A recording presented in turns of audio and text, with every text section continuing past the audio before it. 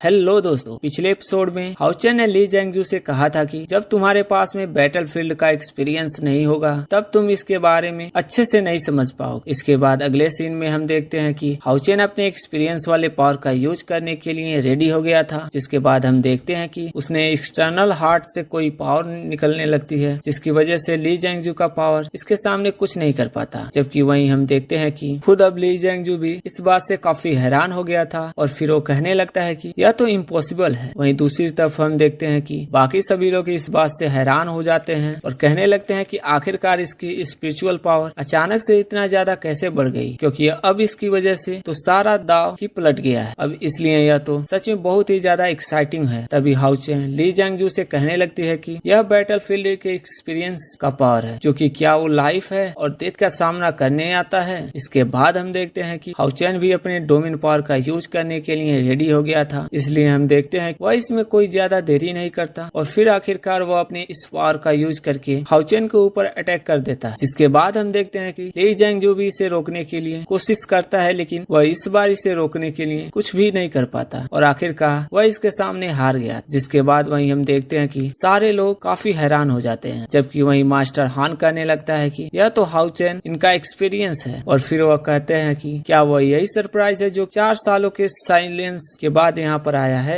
तभी इसी बीच हम देखते हैं कि मास्टर टियानी भी काफी खुश हो गए थे और फिर वो हाउचेन से कहने लगते हैं कि तुम तो सच में मेरे गुड ग्रैंडसन हो। इसके बाद हम देखते हैं कि हाउचेन नीचे आ गया था, जहाँ हम देखते हैं ली जैंगजू की हालत अब काफी खराब हो गई थी और फिर वह हाउचेन से कहने लगता है कि उस अटैक की पावर ऐसी है जिसके बारे में मैंने कभी पहले फील नहीं किया। अब इसलिए हम देखते हैं कि वो इसकी तारीफ करने से अपने आप को रोक नहीं पाता और फिर उससे कहता है तुम तो सच में बहुत ही ज्यादा पावरफुल हो गए हो। लेकिन इसके बाद भी हम देखते हैं हाउचेन को इस बात से कोई ज्यादा मतलब नहीं होता और फिर वह इससे कहता है कि मेरे लिए लीडर का पोजीशन केवल एक नेसेसरी प्रोसेस है, जबकि मेरा गोल अभी भी हमेशा से ही सेम रहा है और वह इंसानों को लीड करना। लेकिन इसके बाद वो इनसे कहने लगता है कि इसमें हमें तुम्हारी भी जरूरत है। इसके बाद वो इनसे कहता है सबको बता देना चाहिए कि मेरे नया अलायंस का विजन सभी हॉल को एक साथ करना है, यानी सभी को एक साथ यूनाइटेड करना है, क्योंकि मैं इसमें किसी भी एक हॉल को इनका कोर नहीं बनाने वाला। जिसके बाद हम देखते हैं कि ली जैंगजू इसके ऐसे बात सुनकर हंसने लगता है और फिर उससे कहने लगता है कि यहाँ पर हर कोई तो सेल्फिश है, लेकिन तुम्हारा आइडिया सच में बहुत ही आइडियल है। जिसके बाद हम देखते हैं कि हॉर्विस के सामने आता है और फिर वह इसे कहता है कि हमें आइडियल्स में बिलीव करना चाहिए और फिर वह इससे उठाते हुए कहता है कि तुम मुझे इस पॉइंट पर आ जाने दो। तभी हम देखते हैं कि ली जैंगजू भी अपने प्रोमिस के बारे में याद करने लगता है। यहाँ उसने हॉर्चून और सारा से कहा था कि अगर तुमने फ्यूचर कंपटीशन में मुझे हरा दिया तो फिर मैं तुम्हें अलायंस का नया लीडर बनने के लिए पूरी तरह से सपोर्ट करूंगा। अब इसके बारे में याद करके ली जैंगजू उससे कहता है कि मैं इसमें हार गया हूँ और अब इसलिए फ्यूचर की जिम्मेदारी मैं तुम्हारे लिए छोड़ता हूँ। जिसके बाद वहीं हम देखते हैं कि सभी लोग इस बात से काफी हैरान हो गए थे और कहने लगते हैं कि यह तो हाउचेन इसमें जीत गया और इसलिए ऐसा लगता है कि हमने इसे पूरी तरह से मिसटच कर दिया। जिसके बाद हाउचेन के सभी साथी भी इस बात से काफी खुश हो गए थे और ली सिन कहने लगता है कि मैंने तो पहले ही कहा था कि तुम्हारे लीडर इसमें जरूर जीतेंगे। जिसके बाद वहीं हम देखते हैं कि आखिरकार जीडी ने भी इसके बारे में अनाउंस कर दिया था और अब इस तरह से डॉन ऑफ लाइट को इसमें 640 पॉइंट मिलते हैं और अब इस तरह से हम देखते हैं कि आखिरकार डॉन ऑफ लाइट नंबर 1 पर आ जाता है। तभी